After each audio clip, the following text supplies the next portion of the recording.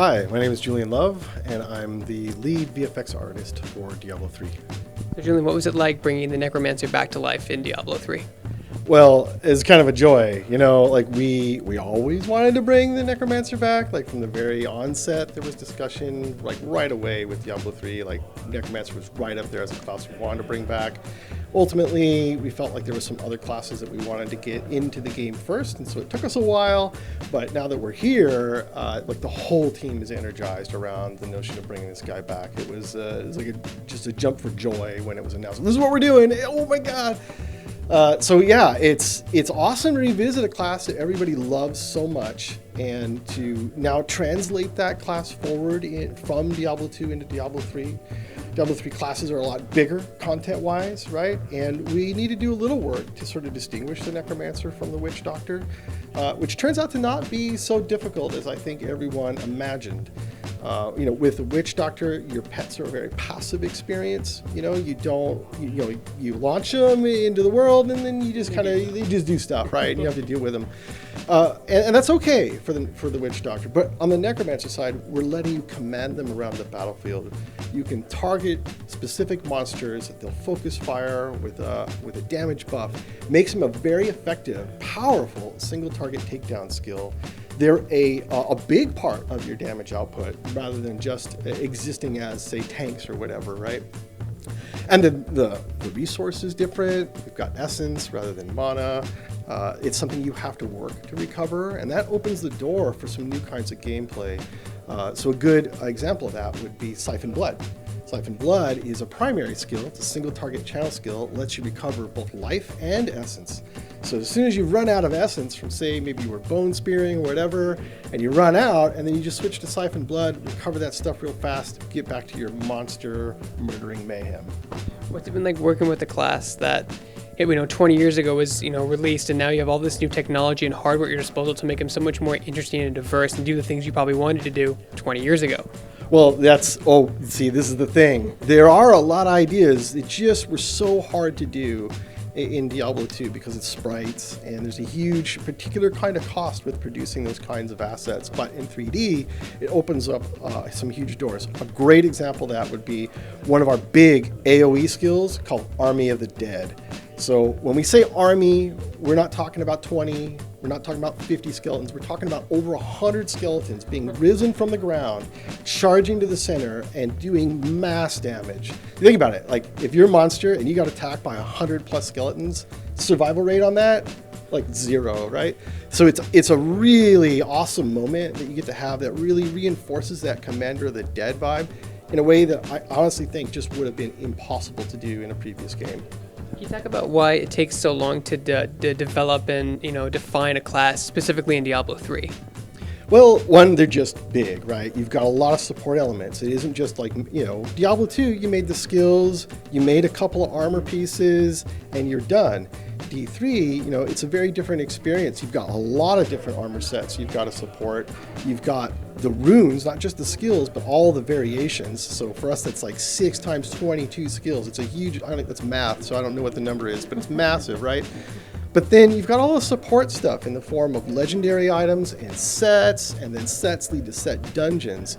So when you think about what makes a class in Diablo 3, it's actually a tremendous amount of gameplay hooks that feed into all parts of the game. We're making some zones. You introduce a new class and you need to kind of give them some context, or they don't really necessarily feel like they belong to the game. So when you get all those pieces together, that's what makes it a really big experience, and that just takes a lot of time. And how has fan feedback in the Rebirth Social 4 help improve and develop the Necromancer as it was secretly being worked on?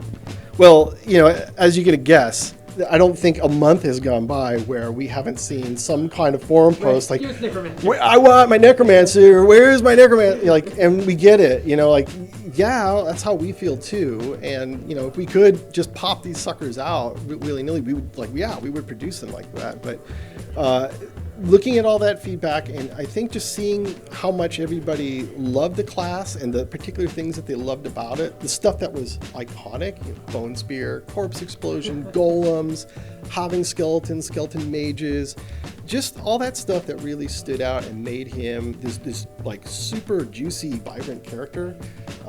That really helps us know when it comes time for us to produce a class, like what we need to hone in on. Now, what's your favorite ability currently for the Necromancer and Reaper of Souls? Well, I've talked about a few, and it's easy to say Army of the Dead because, right? And Corpse Explosion is pretty amazing. We let you blow up 10 corpses at a time, which it's pretty unfair to monsters, as a whole, not that they don't deserve it, but I'm kind of going to go with Blood Rush. If you think about older Diablo classes, there wasn't really a mandate that they all have a movement skill. Some of them got it and some of them didn't. And here, we're able to make sure that with so many skills available that we can cover all of those bases.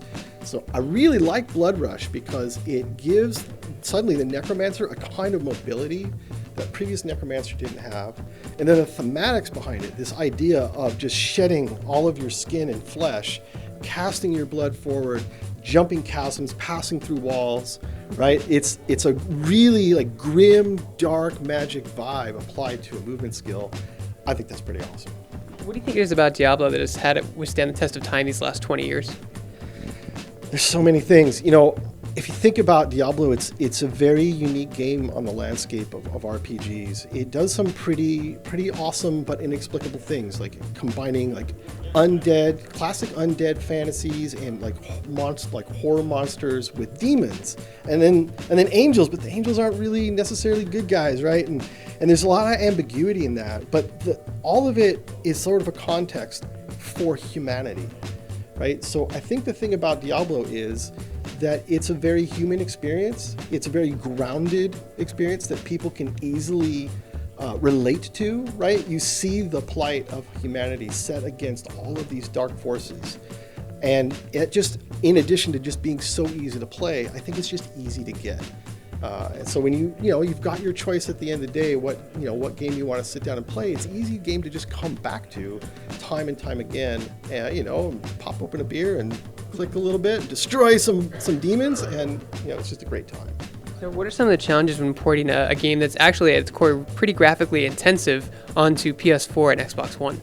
It's not too hard. I think everybody thought it was going to be pretty difficult, but the truth is, Blizzard has always maintained, this idea of supporting a broad range of hardware. So even on the PC side, we support some pretty old machines, as a matter of course. So we have to always be thinking about that as we're building everything for the game. We have to constantly be paying attention to how can we do this, but make it reasonable, look good, but be reasonable enough that it isn't going to break the bank for everybody, and also isn't going to turn into such a wildly tiered experience where people have a great machine, get a great experience, people have a not so good machine, get a not so.